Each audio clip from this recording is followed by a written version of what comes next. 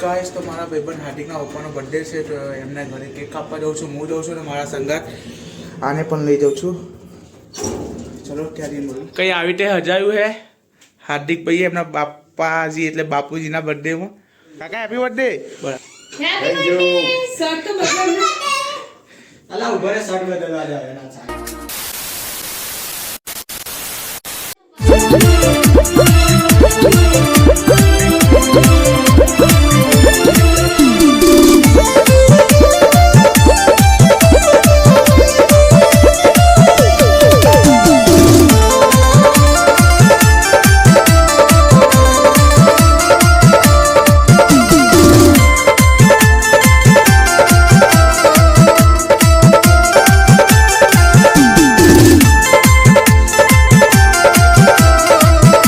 Guys તો good morning. આજે તો હાર્દિકના પપ્પાના બર્થડેમાં હતા તો સવારે ઘરમાં કોઈ નહીં તો પીઝા મંગાવી દીધા.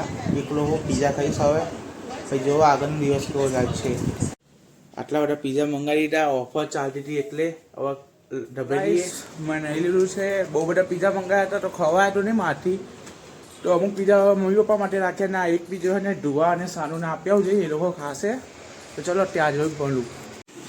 લડ્ડુ પીઝા ખા. સાનું લાયો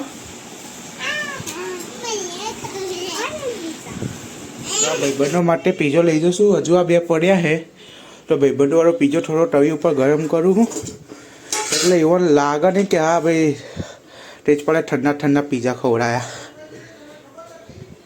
બરાબર. મારા પપ્પા કઈ ગયા હું પપ્પા હું કહો પેલો તવી ઉપર ગરમ કરું છું. હાય થાળી ઢોકીએ સારું સારું. पापा सिखा रहे गरम कैसे करते हैं तो पापा को क्या पता हमें आता ही है सर. ले भाई बन तारा बोले पिज्जा लाओ.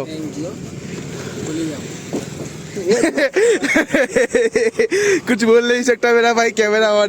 मैं आना पिज्जा खोलो तो मैंने चटाका पटाका खवड़ावे है. हो गया डोडो. अच्छा अच्छा बनी नहीं ना आगे तक. रातना 12 वाग्या है. नितिन भैया चा पीवड़ाई. ચા વગર ચેન નહીં. સાચી વાત હે. ચા પીએ છીએ અને આના સાથે આજનો બ્લોગ એન્ડ કરીએ. ચલો બાય.